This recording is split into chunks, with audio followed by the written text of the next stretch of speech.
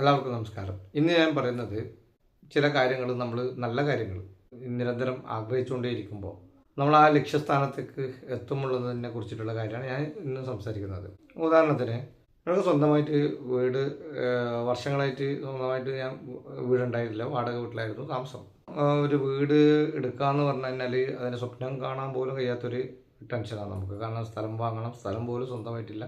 അപ്പോൾ സ്ഥലം വാങ്ങണം, അതുപോലെ തന്നെ വീട് വെക്കേണ്ട ചിലവ്, മറ്റുള്ള കാര്യങ്ങൾ ഇതൊക്കെ നോക്കുമ്പോൾ സത്യത്തിൽ ഇതെങ്ങനെ ആവുമെന്നുള്ളൊരു ടെൻഷനായിരുന്നു. അപ്പോൾ ഇങ്ങനെ വാടക വീട്ടിലിങ്ങനെ നിന്നുകൊണ്ടേ ഇരിക്കുന്ന സമയത്ത് നമ്മളെല്ലാവരും സ്വപ്നം കാണുന്നതാണ് നല്ലൊരു വീട് എടുക്കണം എന്നുള്ള സ്വപ്നം കാണുന്നതാണ്. പക്ഷേ സ്വപ്നം കാണുമ്പോൾ നമുക്ക് അവിടെ നെഗറ്റീവായിട്ട് വരുന്ന സംഭവം എന്ന് പറഞ്ഞാൽ ഇതെടുക്കാനിൽ പൈസ ഇല്ലല്ലോ, എടുക്കാൻ വേണ്ടിയിട്ട് പൈസ ഇല്ലല്ലോ എന്നുള്ളതാണ്. അപ്പോൾ നമ്മൾക്ക് പിന്നെ എടുക്കാൻ വേണ്ടിയിട്ടുള്ള ആഗ്രഹത്തിന് പുറമെ എടുക്കാൻ ഉള്ള സാമ്പത്തികം നമുക്ക് ഇല്ല എന്നുള്ളത് നമ്മൾ തന്നെ പറഞ്ഞുകൊണ്ടിരിക്കുമ്പോൾ സ്വാഭാവികമായിട്ടും ഈ വീടിൻ്റെ കാര്യത്തിന് മുന്നോട്ട് ഇറങ്ങാനും പോയില്ല, വീടിൻ്റെ കാര്യം നടക്കുകയും ചെയ്യില്ല. ആ ഒരു സമയത്ത് ഏകദേശം എൻ്റെ ഒരു ഫാദർ, ഒരു പ്രായമുള്ള ഒരു ആൾ, എൻ്റെ ഒരു വലിയൊരു സാമ്പത്തികമായിട്ട് ഉന്നതിൽ നിൽക്കുന്ന വലിയൊരു കോടീശ്വരനായ ഒരാളാണ്.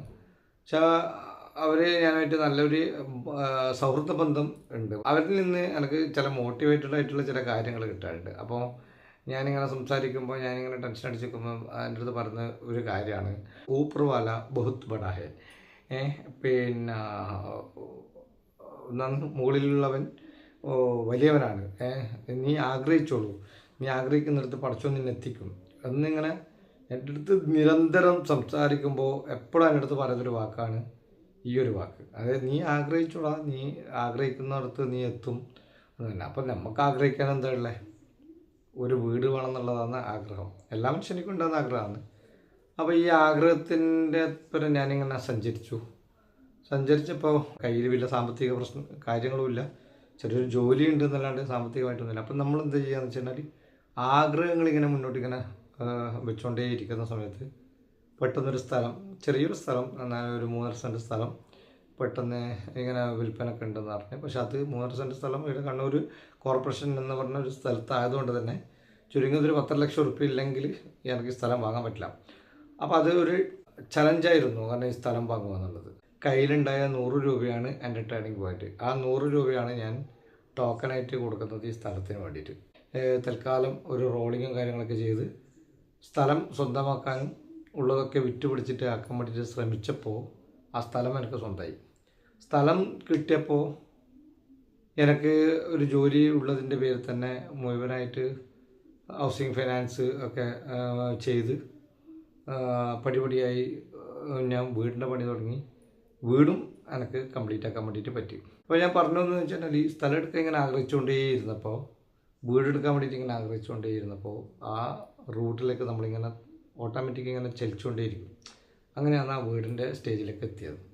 അങ്ങനെ 2021 ജനുവരി 1 വെള്ളിയാഴ്ച വീടിൻ്റെ തറക്കല്ലുകൾ കുറ്റിയടി എന്ന് പറയുന്ന സംഭവം ഉണ്ടല്ലോ, ആ കുറ്റിയടി പരിപാടി സ്റ്റാർട്ട് ചെയ്തു. അതേ വർഷം 2021 ഡിസംബർ 31 365-ാമത്തെ ദിവസം ഞാൻ ഈ വീട്ടിലേക്ക് കയറി. അപ്പോൾ ഈ ലക്ഷ്യത്തിലേക്ക് എത്തിയത് എൻ്റെ ആ ഒരു, ഞാൻ കയ്യിലൊന്നും ഇല്ലെങ്കിലും എടുക്കണം എന്നുള്ള ആഗ്രഹം കൊണ്ട് മുന്നോട്ട് പോയി വീടെടുക്കാൻ വേണ്ടിയിട്ട് ശ്രമിച്ചതിൻ്റെ ഭാഗമായിട്ടാണ് എനിക്ക് ഈ വീട് സ്വന്തമാക്കാൻ വേണ്ടിയിട്ട് പറ്റിയത്.